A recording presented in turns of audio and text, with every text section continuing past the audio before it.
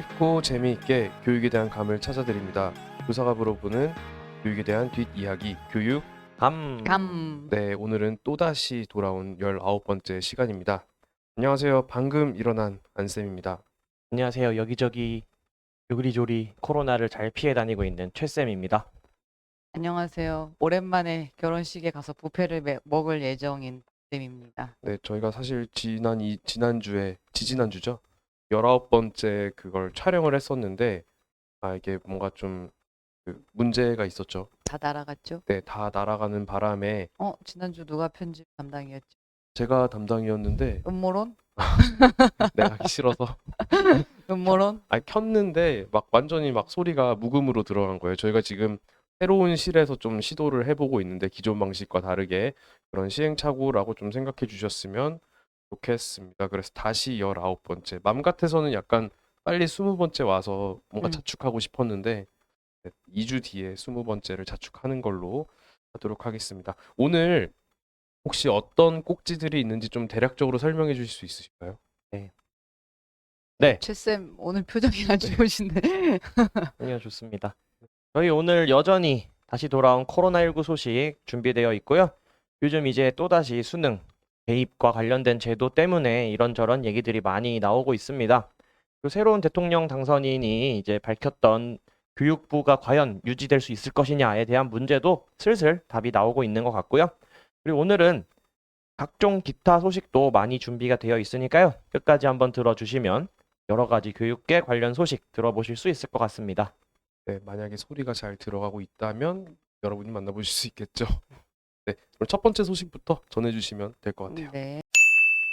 저희 지금 코로나 얘기가 계속 늘 나오고 있는데 공교롭게도 저희 방송하는 3명은 아직 코로나에 아무도 걸리지 않은 행운을 누리고 있는데요. 인간관계에 문제가 있습니다. 네, 그래서 네. 좀 시기가 지나갔나라는 생각을 좀 하고 있는데, 지난달 3월 31일부터 전국 만 5세에서 11세 소아 아동에 대한 코로나19 백신 접종이 시작됐습니다. 예방접종 대응 추진단은 이날부터 전국 소아접종 지정 위탁 의료기관 1200여 곳에서 만 나이 기준 5세에서 11세 아동을 대상으로 코로나 백신 1차, 2차 기본 접종을 시작한다고 합니다. 그래서 이렇게 시설에 근무하는 아이들 경우 좀 더 고위험군일 수 있으니까 적극적으로 접종을 해달라고 권고를 했고요. 가족이랑 같이 사는 친구들은 이제 부모님들의 판단으로 접종이 시작이 될 것 같습니다. 그래서 당국에 따르면 30일 0시 기준으로 만 5세부터 11세 아이들의 누적 확진자 수는 148만 6천여 명이고 사망자는 5명이라고 하는데요. 만 12세에서 18세 사이의 청소년 누적 확진자보다 33만 명가량 확진 학생이 더 많다라고 합니다. 그리고 이 소아 접종에는 유효 성분이 이제 기존 백신 12세 이상 대상의 백신의 3분의 1만 들어있는 소아용 백신이 쓰인다고 합니다. 네. 소아 접종 시는 이제 보호자나 법정 대리인이 동행해야 되고요. 이제 방법은 기존 성인 접종과 똑같이 뭐 사실상 초등학교의 모든 학생들이 이제 그렇죠. 접종의 대상이 된 거라서 음. 얼마나 접종이 이어질지를 좀 지켜봐야 할 것 같습니다. 네, 할 것 같아요, 접종을. 근데 뉴스를 찾아보니까 뭐 그렇게 높지 않을 것이다라고 이미 판단을 하고 있을 것 같고 아이들이다 보니까 뭐 어떤 방식의 부작용에 대한 걱정을 부모님들이 많이 하실 수밖에 없을 것 같아요. 사실 네. 또 현장에서 보면은 지금 다 걸려 돌아와서 그렇죠. 이미 맞을 필요가 없는 네네네. 학생들이 많기도 하고. 어제 만난 저 아는 선생님이 하는 말씀이 자기가 여기 학교 저기 학교 얘기를 대충 들어보면 걸린 아이들 비율이 50%를 조금 넘는 것 같다고. 음, 그러니까는 사실은 뭐 이제 걸렸다 돌아온 친구들도 많고 걱정도 되고 이래서 실제 접종률은 조금 낮지 않을까라고 예상이 되는 것 같습니다. 네, 다음 소식입니다. 코로나19 학생 확진자가 상당히 많이 늘어나고 있는데요. 뭐 학생뿐만은 아닐 것 같아요. 자, 중고등학생들은 중간고사, 기말고사 이제 막 시험 기간이 시작될 예정인데요. 중간과 기말고사를 치를 수 없게 될 예정입니다. 중간 기말고사를 치를 수 없는 대신 인정점을 부여받게 되는데요. 인정점은 학생의 이전 시험 성적 등을 기준으로 환산한 성적을 의미합니다. 교육부 교수학습평가과장은 현재 확진자에 대해서는 여전히 격리 지침이 유지되고 있고 시험 기간이 3에서 5일간 지속되는데 대규모 학생이 동시에 시험을 치러야 한다며 방역 지침에 변화가 없는 한 확진 학생이 중간고사를 치르는 것은 현실적으로 어렵다고 말했습니다. 이에 따라 확진 학생들은 이번 달 중순부터 시작될 예정인 중간고사를 치를 수 없게 되었는데요.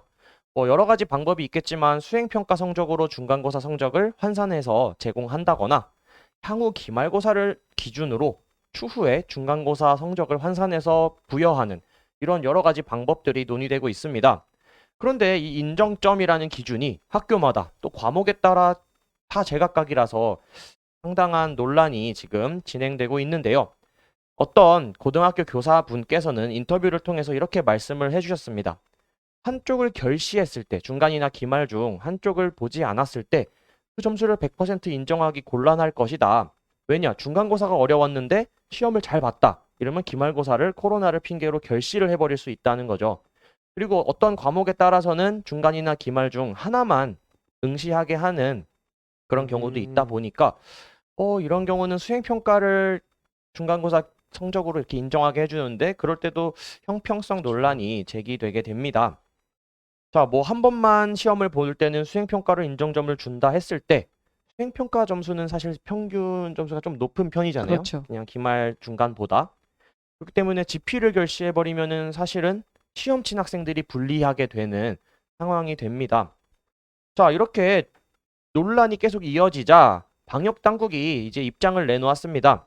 교육부와 협의가 이루어진다면 중간고사 시험 같은 그런 부분에 대해서도 적극적으로 지원할 계획이라고 밝혔습니다. 확진자들에 있어서 불가피한 사유로 격리를 예외를 허용해주는 부분이 지금까지도 있었습니다. 국가공무원 시험이나 이런 여러 가지 시험에서 또 수능 시험도 마찬가지고요. 확진자들에 있어서도 별도 시험장을 마련해 주는 등 조치를 취했었는데 학교 내에서 시험 관리 운영 계획에 따라서 추가 전파 위험 없이 안전하게 치를 수 있는 계획이 된다면 얼마든지 지원을 해줄 수 있다고 밝혔습니다. 네, 청와대 국민청원 게시판에도 스스로 고등학생 자녀를 둔 학부모라고 밝힌 한 분께서 확진이라도 고등학생은 시험을 볼게 해주십시오라는 청원을 올렸고 이 청원에는 벌써 13,900분이 청원에 동의한 것으로 밝혀지고 있습니다. 이게 사실은 이 인정점이라는 게 그냥 생각해봐도 말도 안 되는 것 같거든요. 그냥 네. 좀 그러니까 시험 내가 했던 평가의 결과가 그냥 남이 정해주는 거잖아요. 그쵸. 내가 노력한 만큼이나 내가 알고 있는 결과가 아니라 그리고 사실 이 고등학교에서의 그 성적이 지금 대입으로 되게 직결이 되는 경우가 많잖아요. 그쵸. 근데 그 아이들이 얼마나 좀 절박한 상황에서 막 그 시험 공부를 하는데 그걸 알고 있다면 이런 정책 못 낼 것 같다고 생각하거든요.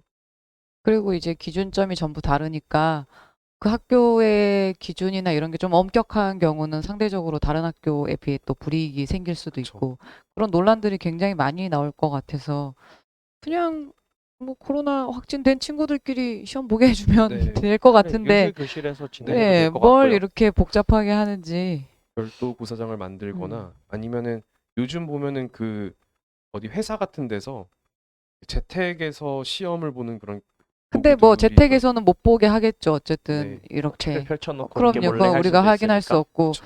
그 옆에서 뭐 누가 감독관이 개별적으로 가는 상황은 그렇게 하진 못하니까. 근데 중고등학교 선생님들이 이 지침을 받았을 때 굉장히 좀 화가 날 수도 있겠다라는 생각이 네. 들었어요.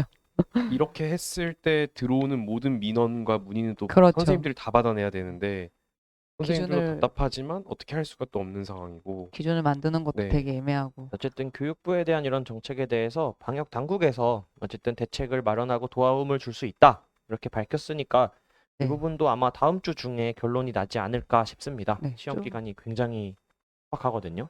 현명하게 잘 결정이 났으면 좋겠네요. 네. 다음 소식 전해주세요. 네, 지금 뭐 이렇게 중간고사, 기말고사 내용과 좀 결이 비슷한 내용 같습니다. 네, 대입 관련된 내용인데요. 2023년도 전국 대학의 모집 인원이 34만 명으로 지난해보다 2,500명 증가하였다고 합니다. 수시 모집 선발 인원은 다소 늘어난 반면 정시 모집은 소폭 감소해 수시 모집 비중이 확대되었다고 합니다. 하지만 전국적인 수치가 이런 것이고요. 수도권 소재 대학에서는 정시 모집 인원이 증가하였고 비수도권은 수시 선발이 증가해 지역 간 정시 선발 비중 차이가 더욱 커졌다는 분석이 나옵니다. 사실 뭐 대입은 사실 매년 모두의 관심사기도 하고 특히나 수능을 보게 되는 그런 학생들에게는 진짜 가장 중요한 결정 중에 그쵸. 하나가 될 것 같은데 올해 들어서 달라진 점이 있을까요? 네, 지금 제가 앞에서 좀 간략하게 말씀을 드렸는데 네. 크게 한 두 가지 정도 다뤄볼 수 있을 것 같습니다. 좀 구체적으로 좀 파보자면은 첫 번째는 수도권 같은 경우는 정시 모집이 늘고 비수도권 같은 경우는 수시 모집이 늘었다는 뜻입니다. 늘었다는 내용입니다. 사실 엄청 놀라운 내용은 아닌 것 같아요. 저희 때도 약간 이런 느낌들이 있었는데 7일 입시업계에 따르면은 2023학년도 대학 모집 인원은 34만 9,124명으로 지난해보다 소폭 증가하였다고 합니다. 그리고 수시 모집 인원도 전년에 비해서 조금 늘었지만 정시 모집은 조금 줄었다고 합니다. 하지만 고등학교 3학년 수험생 수는 43만 명 가량으로 지난해보다 7천 명 가량 감소했고요.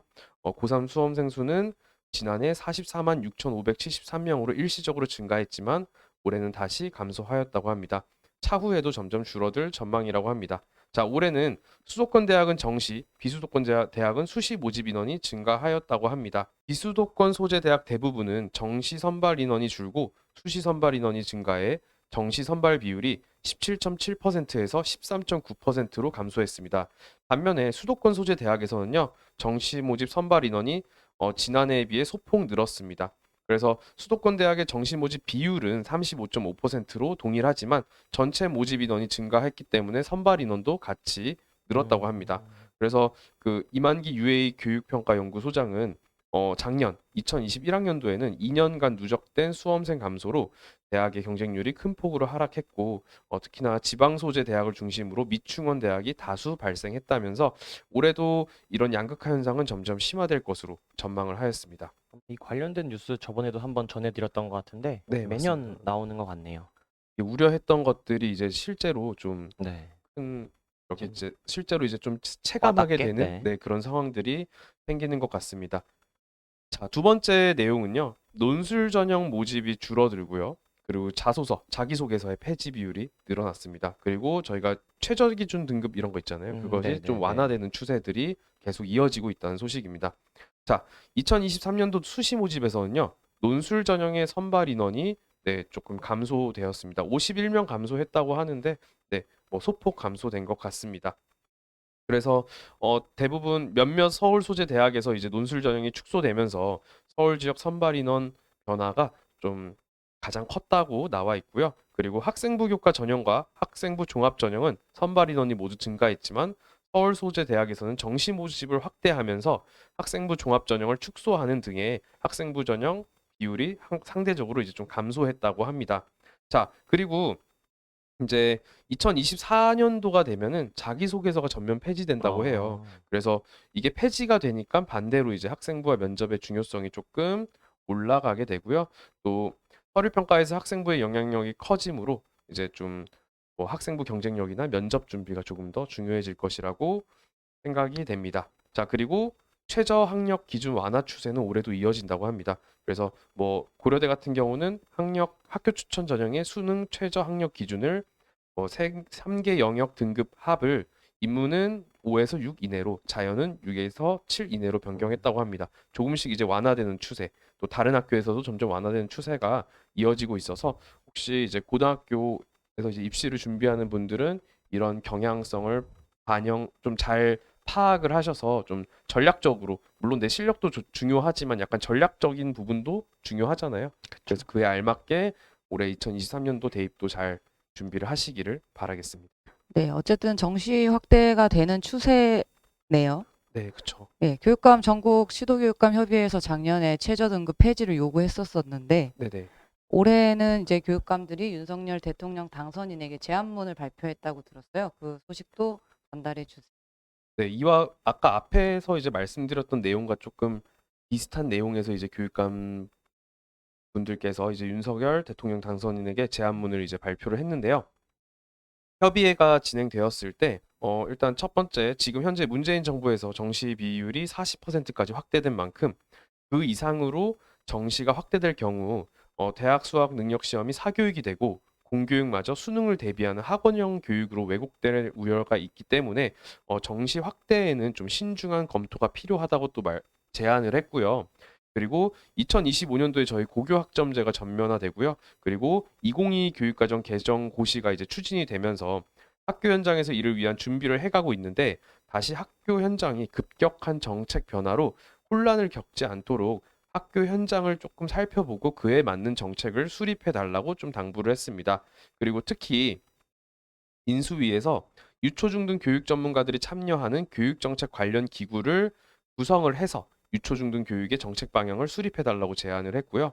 협의회는 유초중등 교육이 약화되면 과학기술의 발전이나 인재 양성도 어려워지기 때문에 이거는 또 추후에 미래 국가 경쟁력과도 이제 직결이 된다고 하면서 학교 현장은 2년 넘게 코로나19에 대응하기 위해 혼신의 노력을 다하고 있는 만큼 일단 이 부분을 우선 지원하고 학생들의 교육 회복을 이룰 수 있는 정책부터 먼저 검토해 주길 바란다고 말했습니다. 이와 함께 국가교육위원회, 교육부, 시도교육청의 역할과 업무에 대해 인수위 산하 교육정책 관련 기구에서 적극 검토해 세계 기관이 협력하면서 국민들이 합의할 수 있는 내용으로 정책 구상을 해달라고 요청을 하였습니다. 그래서 이렇게 교육부 교육감 분들께서 이제 말씀하셨던 결이 지난 뉴스나 뭐 대선 때 나왔던 내용들이랑 좀 결은 비슷한 것 같은데 이게 어떤 식으로 반영이 될지는 조금 지켜봐야 될 것 같습니다. 사실 개인적으로는 이번에 이제 교육감 선거가 한 번 있잖아요. 그렇죠. 그 이후에 뭔가 좀 다시 판이 짜여질 것 같은 느낌이 들어서 그렇죠. 이 말이 힘이 있을까? 이런 생각은 좀 들거든요. 그래도 뭐 이제 현재 할 수 있는 의견들을 전달하는 거니까. 네, 그쵸. 네. 이후에 또 지켜보도록 하겠습니다. 교육감이 저희 교육감 팟캐스트가 한 5, 6월쯤 되면 좀 재밌어질 것 같네요. 자, 그러면은 제가 이제 대입 소식을 좀 얘기를 드렸는데 그 마지막으로 대입 소식이 주로 이제 고등학교에 초점을 맞춘 뉴스들이 많이 있었는데요. 이제 또 대학생들의 의견을 조사한 내용이 좀 있었다고 들었어요. 네, 저도 대학생들의 그런 관련 의견을 한번 찾아봤는데요. 2022년 대학 입시에서 인문 계열로 교차 지원한 이과생 중 절반 이상이 반수를 고려 중인 것으로 나타났습니다. 반수라고 하면 일단 대학을 입학해서 다니고 있으면서도 이제 다음 수능, 다음 대입을 준비하는 것이죠. 6일 입시업체 UA의 조사에 따르면 2022년 대입에서 인문 계열로 교차 지원한 자연계열 학생 454명 중 2023년 대입을 위해 반수할 의향이 있다고 답한 사람은 27.5%였습니다. 그런데 현재는 반수 생각이 없지만 추후 상황에 따라 재도전할 의사가 있다라고 대답한 학생들도 28.4%나 되었습니다. 이 두 개를 합치면 55.9%로 절반 이상인데요. 반수 의향이 없다는 27.5, 모르겠다는 16.1%에 불과했습니다. 교차 지원을 한 다음에 반수를 결심한 가장 큰 이유는 38.8%로 대학 레벨, 그러니까 이제 겉에서 보는 사회적 평판이죠. 그걸 조금 더 올리기 위해라고 답했습니다. 두 번째 답은 28%로 평소 정말 가고 싶었던 학과를 가기 위해서라고 생각했고요. 그리고 이제 인문계열로 교차 지원한 이과생이 가장 많이 선택한 과는 경영경제 또는 회계 이런 분야였습니다. 그 다음이 뭐 언어문학, 철학, 역사, 인문학, 법학, 사회학, 교육 이런 순서로 나타났는데요. 그럼에도 불구하고 뭐 대학 생활 만족도에 대한 질문은 59.9%가 만족한다고 답했고요. 교차 지원을 한 것에 대해 후회한다고 응답하는 것도 42.1%로 나왔습니다. 이 결과를 뭐 어떻게 해석을 해야 될까요? 그러게요. 그래도 만족도가 만족은 그래도 좀 높은 하는데 편인데, 네. 그래도 그 1학년 때라서 그런가? 그러니까 본인이 일단은 원하던 과에서 약간 성적을 맞춰서 탁 틀어버린 경우가 그쵸. 많을 거 아니에요. 그래서 좀 후회를 하는 것 같기도 하고. 뭐 이렇게 말하면 또 어떻게 볼지 모르겠지만 다니다 보면 또 거기에 또 내가 맞는 부분이 또 있을 그렇죠. 수도 있는데 네. 근데 가장 큰 거는 대학 레벨을 올리기 위해서가 가장 큰 비중이라는 게 그쵸. 아직도 음, 그 대학 레벨이 대학 그 큰, 이름만 보고 사실은 판단하는 부분이 많다는 거잖아요, 아직. 네. 제가 안타깝네. 20년도에 그 아는 선생님께서 이제 아들 분이 이제 대학교에 겨우겨우 막 들어갔는데 그 전해에도 알고 계셨는데 되게 힘들게 들어갔어요. 힘들게 막 고생해서 들어갔는데 이제 가자마자 이제 반수를 하겠다라고 해서 왜 그러냐라고 물어보니까 대학교 출강 안 하고 온라인으로만 듣고 이렇게 앉아 있다 보니까 되려 이게 맞나 싶은 생각이 들고 그리고 어차피 나 집에 있는데 어차피 할 거 여기서 그냥 공부나 공부나 하자. 더해서 아, 학교나 올려볼까 뭐 이런 마음이 들어서 했다고 하더라고요. 그래서 그런 심리도 좀 반영이 된 게 아닐까 생각이 듭니다. 특히 막 건강한 그런 문화는 아닌 것 같다는 그렇죠. 생각은 네, 들어요. 맞아요. 네, 일단 간 다음에 다시 해서 올리겠다 이거. 네. 참 네, 그렇습니다. 그만큼 간절함에 또 그런 거기도 하고 네, 그쵸. 네. 어렵네요. 어렵네요. 자, 그러면은 일단 코로나19랑 대입 관련된 소식 전해드렸고요. 이제 기타 소식들 간단하게 좀 전해드리도록 하겠습니다. 먼저 소개해 주시죠. 네. 지난 교육감 때, 방송이 안 돼서 모르나? 네. 교육부 존치 문제에 대해서 전달을 해 드렸었는데요. 교육부가 없어질 수도 있다에 관해서 여러 교사, 교육 관련 단체나 사람들이 이제 문제 제기를 한 지점이 있었습니다. 제20대 대통령직 인수위원회가 조만간 정부 조직 개편안을 내놓을 것으로 알려진 상황인데, 당시에도 교총이 계속 인수위와 새 정부를 향해서 교육부 존치를 거듭 촉구를 했고요. 근데 인수위가 교총의 교육부 존치를 직접적으로 언급하지는 않았지만 교육 분야 홀대는 없을 것이다라고 약속을 한 것으로 알려졌습니다. 교총은 1일 오전에 서울 종로구에서 인수위 과학기술교육분과와 교육정책협의를 가졌고요. 이날 한 참석자는 교육 홀대라는 얘기가 있는데 전혀 그렇지 않다. 당선인도 교육을 중심에 둔다고 생각한다라고 전했다고 합니다. 그래서 뭐 다른 참석자들도 인수위원들이 교육부가 존치된다 안 된다 이렇게 말하지는 않았지만 교총이 강력하게 교육부 존치에 대해 언급했을 때 공감한다는 식의 좋은 반응을 보였다라고 설명했다고 하고요. 그리고 교총 말고 교육계에서 학회 쪽에서의 또 교수님들의 움직임도 있었는데요. 한국교육학회는 8일 오전에 서울 중구에서 4차 산업혁명 시대 교육 거버넌스의 재설계를 주제로 특별 포럼을 개최했습니다. 그래서 교육 거버넌스 재설계는 교육 본연의 목적을 달성할 수 있는 국가 지원 체계로서 위상이 부여돼야 한다라고 얘기하면서 이게 교육부 조직을 뭐 불필요하거나 기능이 축소돼야 되는 논리로 이어져서는 안 된다고 지적을 했습니다. 특히 국가교육위원회 권한과 업무의 명확한 배분, 관계 설정에 대한 논의도 이제 시작해야 한다는 입장이고요. 토론 패널로 나선 한 교수님께서는 국가교육위원회를 자문기구로 바꿔야 한다는 주장은 불필요한 정치적 갈등만 초래할 뿐이라면서 제대로 된 기능을 발휘할 수 있는 여건 조성에 집중해야 한다고 말씀했다고 하십니다. 그래서 지난번에도 이야기를 했지만 교육부 문제가 국가교육위원회와의 관계 속에서 좀 어떻게 될지 논의가 돼야 되는 지점이 있는 것 같고요. 일단은 홀대하지 않겠다라는 정도의 답을 받은 것 같습니다. 좋습니다. 확실히 딱 하는 게 어려운가 보네요. 뭔가 네. 상황상. 저 궁금한 거 있는데 다른 건데 거버넌스가 조직이라고 얘기를 하는데 그 전반적인 생태계라는 느낌이라고 좀 보시면 될 것 같아요. 그냥 교육부라기보다는 교육 전체 체계를 아우르는 말. 요즘은 시스템이라고 네, 뭐 비슷한데 요즘은 거버넌스라는 말을 더 많이 써요. 그리고 음, 그거를 단순하게 번역해서 뭐 거버넌스 검색하면 우리나라 말이 있을 텐데 네네. 그 뜻 자체로는 거버넌스를 말하기가 힘드니까 그냥 그대로 쓰더라고요. 사실 그 거버넌스에 관한 논의는 몇 년 전부터 좀 계속 됐었던 것 같고 저도 이게 뭐라고 딱 설명을 해야 될지는 잘 모르겠어요. 그냥 그런 느낌이다. 네네네. 네, 알겠습니다. 네, 다음 소식입니다. 4월 하면 떠오르는 어떤 사건 항상 머릿속에 있으실 것 같아요. 특히나 네. 학교에 근무하다 보면 정말 남의 일 같지가 않게 이렇게 많이 슬픈데 바로 세월호 8주기를 맞이하는 네. 달이 되겠습니다. 그를 맞이해서 이제 뭐 전국에 있는 각 시도 교육청에서는 세월호 추모 행사와 학생들을 대상으로 안전교육 그리고 세월호 추모하는 교육 활동을 진행하고 있는데요. 저희 교육감에서도 세월호라는 그런 비극적인 사건이었죠. 네. 그 사건을 한번 다루어 보고자 하는 마음에 그 타임라인을 아주 간략하게 한번 소개를 해보려고 합니다. 자, 안산 단원고 2학년 수학여행단 학생들은 7교시 정규 수업을 마친 뒤 4월 15일 버스를 탑승하고 출발하였습니다.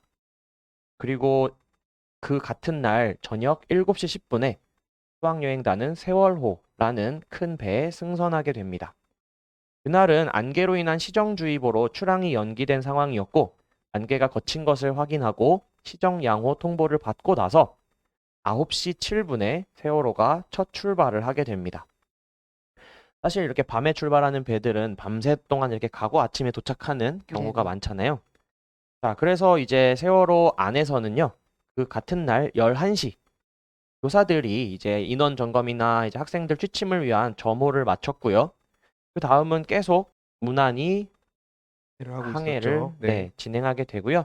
어느덧 날이 밝아서 4월 16일 아침 8시 50분에 세월호의 주 기간이 완전 정지합니다.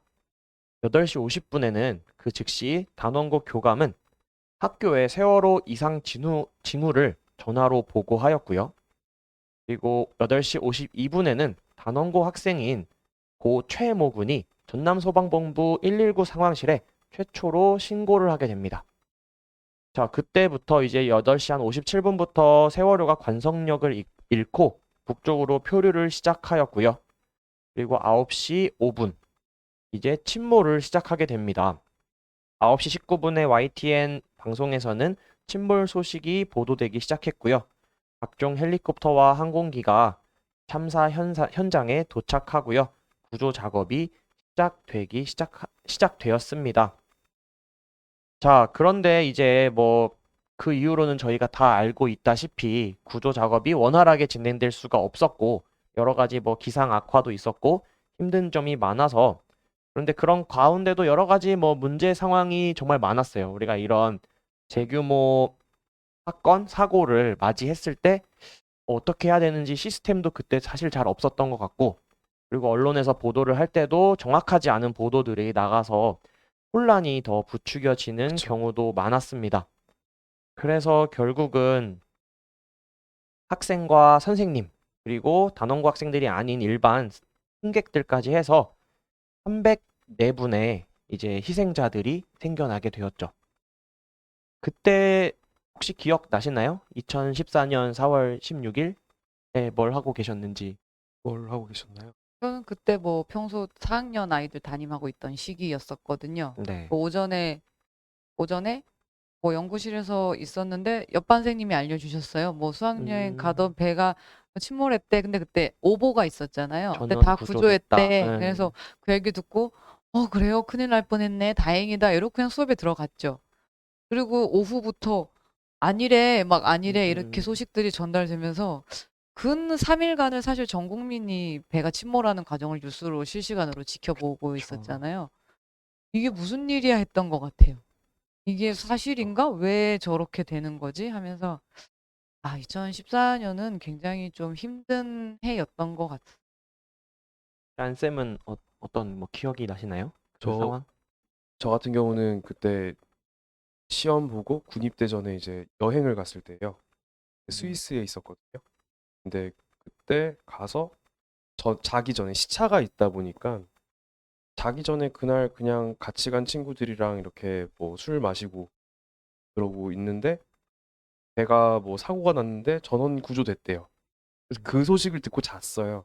음, 자고 딱 일어났는데 다 구조했겠네 하고 뉴스를 보니까 갑자기 그 숫자가 뭐 이제 다시 바뀐 거죠. 그쵸. 그래서 이게 뭐야 하면서 거기서 이제 와이파이 잡히는 대로 맨날 이렇게 소식을 봤었는데 돌아오고 나니까 약간 분위기가 완전히 이렇게 뭐랄까 가기 전과는 완전히 그 전체적인 분위기가 되게 이렇게 좀 다운돼 있었던 그런 기억이 좀 있어요. 4.16 세월호 사건은 되게 많은 분들께서는 정치적인 것이다라고 생각을 하실 수도 있고 또 그런 식으로 말씀을 하시고 그런 식으로 이렇게 얘기를 하시는데 사실은 이거는 학생들이랑 교사들 그리고 일반 아무 잘못 없는 학생들이 당한 사고였고요. 그리고 그것을 정치적으로 이용할 수도 없는 일이라고 생각을 하고요. 이거를 뭐 우리의 뭐 이익에 따라서 뭐 가져다 쓰고 이렇게 한다는 주장 자체가 사실은 말도 안 되는 주장이라고 생각을 합니다. 이거를 그래서 저희가 오히려 여기서 이렇게 더 다룰 수 있다고 생각을 합니다. 이걸 들으시는 여러 선생님들, 여러 학생분들, 또 많은 청취자분들께서도 이제 4월 16일을 맞이해서 온라인 기업관이 운영되고 있어요. 세월호 온라인 기업관, 그리고 416연대라는 홈페이지에 가면 뭐 자세한 상황이라든지 같이 참여할 수 있는 방법들이 나와 있으니까 한 번씩 들어가 보시는 것도 의미가 있지 않을까 싶습니다. 그 세월호 기업관이나 저는 이제 뭐 유가족도 만나봤고 뭐 이렇게 가본 적도 있고 이런데 한 번이라도 그 분향소나 유가족을 만나시면 그런 이야기들은 감히 할 수 없을 거라고 생각을 하거든요. 자식을 잃은 부모 앞에서 어떻게 그런 이야기를 할 수 있을지. 어쨌든 이제 진상규명이 되지 않은 지점에 대해서 계속 유가족이 요구하는 부분이 있고 그 문제들이 빨리 해결이 되었으면 좋겠고 다시는 이런 일이 생기지 않게 정말 안전한 국가 만들겠다고 모든 사람들이 다 그렇게 얘기를 하잖아요. 그런 지점이 꼭 돼서 다시는 이런 슬픈 일이 저희가 살아있는 동안 네. 절대 없었습니다. 네. 자, 그럼 좀 무거움을 네. 딛고 다른 소식으로 전해드릴게요. 자, 서울시 교육청이 전국 최초로 퇴직교원 난독 교육 지원단을 운영한다고 합니다. 서울시 교육청은 올해부터 교육인생 이모작 지원센터 역점 사업으로 관내 초중학교에서 난독증과 난독 현상으로 학습에 어려움을 겪는 학생들을 대상으로 퇴직교원 난독 교육 지원단 교육 봉사활동을 추진한다고 7일 밝혔습니다. 이 이모작 센터에서는요, 전문성을 갖춘 퇴직 교원이 난독의 어려움을 가지고 있는 학생 교육을 지원하고요. 뭐 교육청뿐만이 아니라 뭐 국민대학교 뭐 읽기 쓰기 클리니컬 센터 같은 데서도 이제 다양한 프로그램들을 지원한다고 합니다.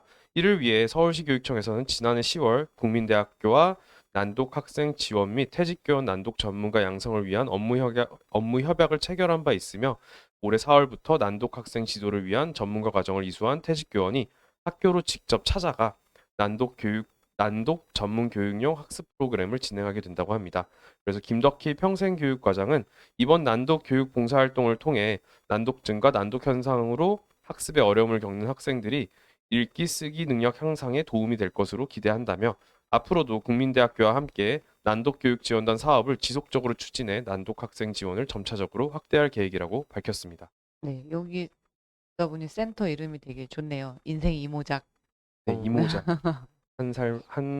하나의 좀 인생을 네. 매듭 지은 다음에 또 새롭게 하는 그런 느낌이라서 어감이 좋은 것 같습니다. 그 교육을 받는 학생도 좋겠지만 이거를 하시는 선생님들 퇴직 교원이잖아요. 네네. 이분들께도 참 의미 있는 일이 아닐까 그런 생각이 들었습니다. 다음 소식 전해드리겠습니다. 경기도 소재 대다수 고등학교의 학칙에서 인권 침해성 규정이 발견됐다면서 국가인권위원회에 전수조사를 촉구하는 진정이 제기됐습니다. 진보당 청소년특별위원회는 기자회견에서 지난 3월 경기도 전체 고등학교 학생 생활인권 규정을 전수조사한 결과 정치기본권, 개성의 자유 등 6개 영역에서 인권 침해 규정이 있었다라고 얘기를 했고요. 인권위에 해당 규정 개정을 촉구하는 진정을 접수했다고 했습니다. 그 내용을 살펴보면 지난 12월 공직선거법이 일부 개정됐잖아요. 그래서 이제 피선거권 연령이 만 18세로 낮아졌는데 심지어 정당 가입 연령도 18세에서 16세로 낮아져서 청소년의 정치 참여 범위가 굉장히 넓어졌습니다. 그런데 이제 조사에 따르면 그 학칙에는 물론 그 법 개정이 최근이라 아직 개정할 시간이 없긴 했겠지만 뭐 구체적으로 정당 및 사회 단체를 지지하는 내용을 학교 안에서 배포하거나 게시할 수 없다. 정당 활동에 관여할 경우 퇴학 이하의 징계가 내려진다. 이런 내용들이 있었다고 하고요. 그리고 또 학생들의 두발, 용모, 복장에 지나치게 관여하는 규정이 79%의 학교에서 발견됐다고 합니다. 뭐 예를 들면 외투, 가방, 신발 색상을 통제하고 곱슬머리를 펴기 위한 스트레이트 펌은 되지만 웨이브를 주는 펌은 안 되는 등 기준이 명확하지 않은 규정이 대부분의 학교에 아직 남아있다라고 지적을 했고 이 부분에 대해서 학칙 개정을 촉구하는 진정을 접수했습니다. 네. 스트레이트는 되지만 웨이브는 안 돼. 이거네요. 사실 저희가 근무하고 있는 지금 교육지원청 차원에서도 네. 전수조사를 한번 작년에 실시해서 학생생활 규정, 학칙 교육이라기보다는 학생생활 규정에 이런 것들이 많이 나와 있거든요. 네네. 그 부분을 전면 개정을 전수를 했거든요. 음. 근데 뭐 저희 학교는 새 학교다 보니까 뭐 이렇게 네. 뭐 옛날부터 남아오는 그런 건 아. 없었는데 또 불구하고 저희가 생각하지 못했던 부분이 인권 침해 요소가 많더라고요. 음. 그런 부분을 저희도 개정을 많이 했는데 조금 더 세밀하게 이런 거를 좀 생각해서 네. 처음에 제정을 하고 개정을 진행해 나가야 될 것 같습니다. 귀밑 3cm 뭐 이렇게. 최악이에요. 네, 다음 소식 빠르게 전해드리겠습니다. 교육부는 디지털 플랫폼 정부 관련 토론회에서 교육 대응을 논의하였습니다. 디지털 플랫폼 정부는 윤석열 대통령 당선인의 핵심 공약 중 하나죠. 디지털 기술과 빅데이터에 기반을 둔 국민 맞춤형 서비스 정부를 가리킨다고 합니다. 음흠. 디지털과 빅데이터에 기반을 맞춘 여러 가지 서비스들이 새로 출범을 하고 통합이 될 것으로 보이는데 이 사이에서 교육계에서도 교육에 대한 방대한 데이터도 통합을 해서 교육 자료로 또 교육을 분석할 수 있는 자료로 사용할 수 있도록 하는 것이 아닌가 하는 생각이 듭니다. 사실 디지털 플랫폼 정부라고 했을 때는 여러 가지 정확하게 떠오르는 건 사실은 없었어요. 네, 민원 24. 네, 지금도 정부 3.0. 네, 네. 정부 쪽에서는 많은 디지털 플랫폼이 이루어지고 있고 통합이 되어 가고 있는데 조금 더 다른 방향으로 하겠다는 것 같은데 뭐 그거는 뭐 차차 밝혀지겠죠. 정부가 출범하고 나면. 하지만 저 개인적으로는 뭐 학생들에 대한 굉장히 많은 정보들이 빅데이터로 쌓여 있기 때문에 그걸 좀 관리할 수 있는 하나의 플랫폼이 생기는 거는 뭐 크게 뭐 나쁜 것만은 아니다라고 생각을 하고요. 그걸 좀 오픈해서 교사들이 수업을 하거나 학습 자료를 구성할 때 교육 과정을 개설하거나 할 때도 활용할 수 있도록 통계가 확실하게 나왔으면 좋겠습니다. 잘만 되면 정말 좋을 것 같아요. 그쵸? 네. 잘 만들겠죠. 네. 네. 기대 한번 해보겠습니다. 이번엔 좀 다르기를. 네, 좋습니다. 이렇게 해서 저희가 전해드릴 소식은 다 전해드렸는데요. 지난주 사실 다 날아갔습니다. 자료가 다 날아가고 2주 만에 촬영을 했는데 혹시 소감 한 말씀씩. 뭐 저는 뭐 날아간 게 작년에도 한 번 있었어가지고 네. 그렇죠. 네, SD 카드 문제로 날아갔었어가지고 네. 크게 충격은 아니었어요. 아, 저희가 사실 지난주에 한 분이 같이 참여를 했다가 네, 지금 지금 PD님으로 저기 계신데. PD님으로 저희 밖에 계신데 결국 방송 출연을 영영 못 하시는 것에 대한 개인적인 안타까움. 네. 뭐 오늘 인사라도 네, 하시는 와서 한 거는 말씀 하실래요 지금? 마이크 드릴 테니까. 다음에 하신다고. 다음에 하신다고. 다음에 출연하신다고 밝혀주셨으니까 네. 한쌤이라는 분인데 기대해 주시면 좋을 것 같습니다. 네. 네, 저희 팟빵, 팟캐스트, 네이버 오디오 클립, 유튜브 채널 여느 날 여느 교실, 블로그 여느 날 여느 교실에서 교육감 만나보실 수 있습니다. 네, 그럼 저희는 2주 뒤 2주간의 또 생생한 뉴스로 돌아오겠습니다. 안녕. 안녕. 고생하셨습니다.